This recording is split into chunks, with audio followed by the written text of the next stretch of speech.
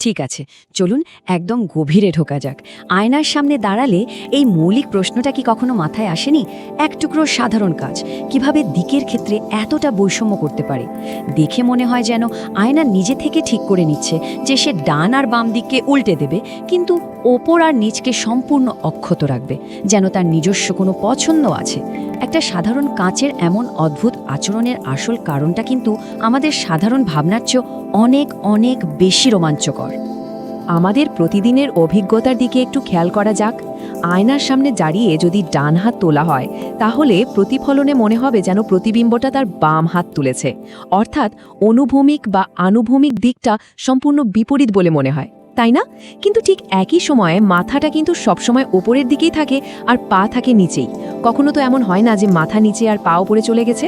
আয়না কি তাহলে শুধু ডানে আর বামে কাজ করতে জানে? ওপর নিচ নিয়ে তার কি কোনো মাথা ব্যথা নেই?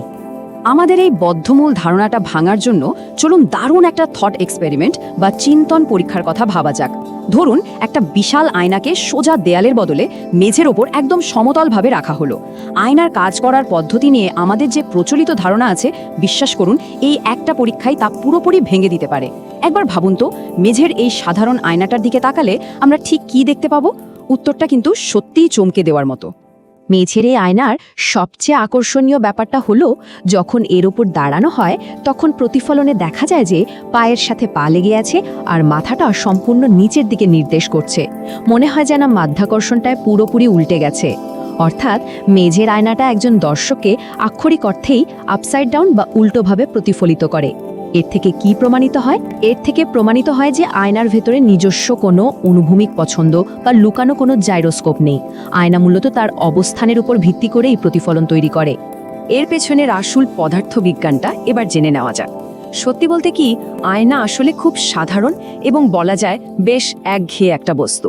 এটা কেবল আলোক রশ্মিকে ঠিক যেখান থেকে এসেছে সোজা সেখানেই ফিরিয়ে দেয়। বিজ্ঞানের ভাষায় একে বলে স্পেকুলার রিফ্লেকশন বা নিয়মিত প্রতিফলন। আয়না নিজে থেকে কোনো দিক উল্টে দেওয়ার সিদ্ধান্ত নেয় না। এটা কেবল আলোর একটা নিখুঁত জ্যামিতিক নকশা তৈরি করে, যেখানে আয়নার পৃষ্ঠ থেকে প্রতিটা বিন্দুর দূরত্ব হুবহু সমান থাকে। মানে যেখান থেকে আলো আসছে ঠিক সেখানেই বাউন্স করে ফিরে যাচ্ছে।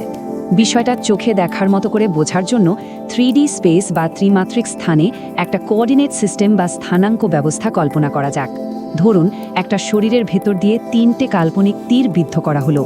প্রথম তীরটা সোজা উপরের দিকে, দ্বিতীয় তীরটা ডান দিকে এবং তৃতীয় তীরটা একেবারে সামনের দিকে, অর্থাৎ আয়নার দিকে মুখ করে আছে। এবার দেখা যাক আয়না ঠিক এই তীরগুলোর সাথে কেমন আচরণ করে। পদার্থবিজ্ঞানের সবচেয়ে চমকপ্রদ সত্যটা কিন্তু এখানেই লুকিয়ে আছে। খেয়াল করলে দেখা যাবে উপরের দিকে নির্দেশ করা তীরটা আয়নাতেও উপরের দিকেই আছে, ডান দিকের তীরটা আয়নাতেও ডান দিকেই নির্দেশ করছে, কিন্তু একমাত্র যে তীরটা তার দিক পরিবর্তন করেছে সেটা হলো সামনের দিকের তীর। আয়না শুধুমাত্র এই একটা জ্যামিতিক অক্ষকেই বিকৃত করে।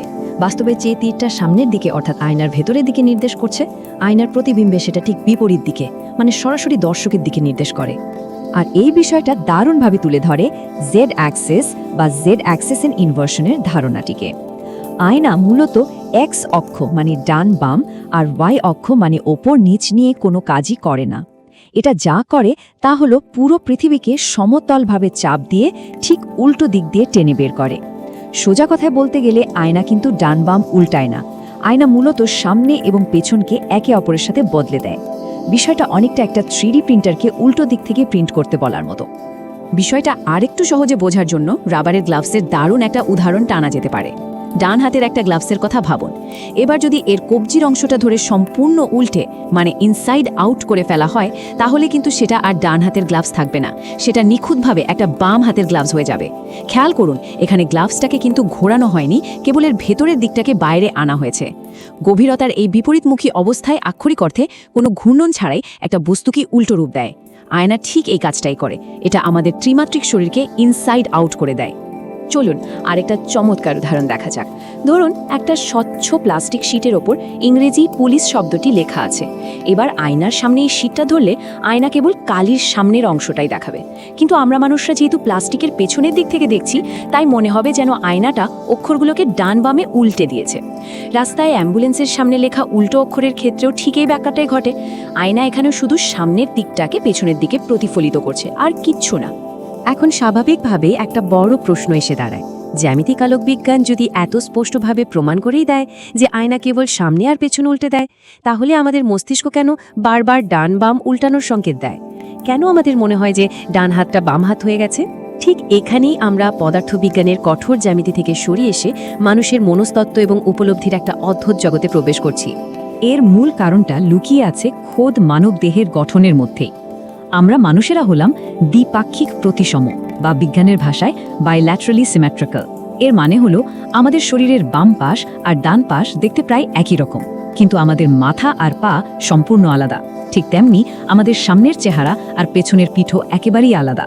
যেহেতু আমাদের ডান আর বাম দিক দেখতে প্রায় অভিন্ন, তাই মস্তিষ্কের পক্ষে এই দুই দিককে গুলিয়ে ফেলা খুবই সহজ। আর এটাই হলো আমাদের জন্য সবচেয়ে মজার একটা জৈবিক ধাঁধা।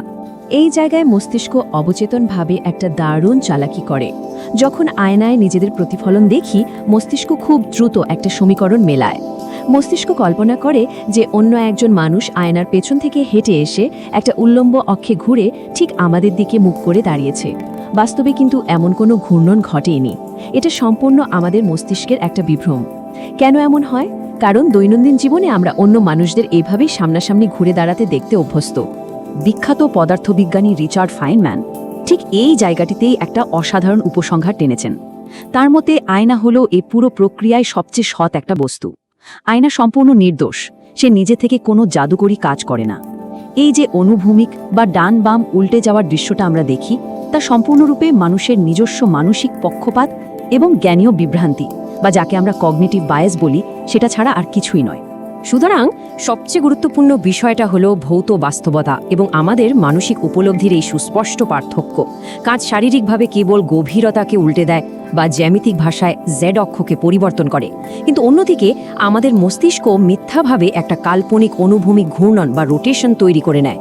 এই দুয়ের সংঘর্ষেই মূলত আয়নার এই বিখ্যাত প্যারাডক্স বা বিভ্রান্তি জন্ম হয়। কিন্তু সমতল আয়নার এই মানসিক বিভ্রান্তি তো আর সবসময় খাটে না। চলুন আমাদের এই বিশ্লেষণকে আরেকটু এগিয়ে নিয়ে বক্র আয়না বা কার্ভড মিররের জগতে প্রবেশ করা যাক। বক্র আয়নার ক্ষেত্রে আলোর পদার্থবিজ্ঞান এমন একটা পরিস্থিতি তৈরি করে যেখানে আমাদের মানসিক বিভ্রমগুলো আর একেবারেই কাজ করতে পারে না। তখন ভৌতবিজ্ঞান মানুষের মনস্তত্ত্বকে সরাসরি ছাপিয়ে যায়। এবার অবতল বা কনকেভ আয়নার আচরণের দিকে একটু লক্ষ্য করা যাক। উদাহরণস্বরূপ একটা চামচের ভেতরের দিকের কথা ভাবা যেতে পারে। একটা সমতল আয়না সবসময় সোজা প্রতিবিম্ব তৈরি করে, এটা তো আমরা জানি। কিন্তু অবতল আয়নায় বস্তু যখন ফোকাস বিন্দু অতিক্রম করে, তখন আলোক রশ্মিগুলো শারীরিকভাবে একে অপরকে ছেদ করে। যখন বস্তু ফোকাস বিন্দুর বাইরে থাকে, প্রতিবিম্বটা আক্ষরিক অর্থেই ওপর থেকে নিচে পুরোপুরি উল্টে যায়, আর এই প্রতিবিম্বটা সত্যি বাস্তব হয়ে দাঁড়ায়। এখানে মস্তিষ্ককে আর কোনো কল্পনা করতে হয় না। সমতল এবং বক্র আয়নার এই জ্যামিতি পেরিয়ে চলুন এবার কোয়ান্টাম মেকানিক্সের অত্যন্ত গভীর একটা স্তরে প্রবেশ করা যাক। আয়নার এই সাধারণ ধারণাটা মহাবিশ্বের একদম মৌলিক নিয়মে ঠিক কতটা প্রভাব ফেলে। ফিচ-ক্রোনিন পরীক্ষার মতো ঘটনাগুলো এক্ষেত্রে আমাদের একদম নতুন এক দিগন্তের সন্ধান দেয়। এখানে একটা বড় প্রশ্ন জাগে, মহাবিশ্বের কি নিজস্ব কোনো দিক বা হ্যান্ডেডনেস আছে? মহাবিশ্ব কি ডান বা বামের মধ্যে কোনো পার্থক্য করে? এই আবিষ্কারটা আক্ষরিক অর্থেই পদার্থবিজ্ঞানের ভিত্তি নাড়িয়ে দিয়েছিল। গবেষণায় দেখা যায় যে তেজস্ক্রিয় ক্ষয় বা রেডিও অ্যাক্টিভ ডিকের মতো মৌলিক স্তরগুলোতে প্রকৃতি আসলে ডান এবং বামের মধ্যে পার্থক্য করতে পারে। এই ঘটনাগুলোতে প্যারিটি বা প্রতিসাম্য রক্ষিত হয় না। এর মানে হলো আয়নার ভেতরে প্রতিবিম্বের জগৎটাকে যদি সত্যি বাস্তবে তৈরি করা হতো, তবে প্রকৃতির কিছু নিয়ম সেখানে একেবারেই কাজ করত না। সেই জগৎটা সাথে সাথে ভেঙে পড়ত। আমরা শুরু করেছিলাম বাথরুমের একটা অতি সাধারণ আয়না দিয়ে, যেখানে ডান আর বামের বিভ্রম ছিল শুধুই আমাদের মনের খেলা। কিন্তু পারমাণবিক স্তরে এসে দেখা যাচ্ছে মহাবিশ্ব নিজেই অপ্রতিসম বা অ্যাসিমেট্রিক্যাল। তাহলে কি বলা যায় যে আয়নার ভেতরের বাস্তবতা কেবল একটা অপটিক্যাল ইলিউশন নয়, বরং মৌলিক নিয়মেই সেটা কিছুটা ত্রুটিপূর্ণ? এই গভীর এবং কৌতূহলোদ্দীপক প্রশ্নটাই আজকের মতো আমাদের চিন্তার খোরাক হয়ে থাকুক। আশা করি আয়না এবং প্রতিফলনের এই বৈজ্ঞানিক বিশ্লেষণ নতুন এক ভাবনার দুয়ার খুলে দেবে।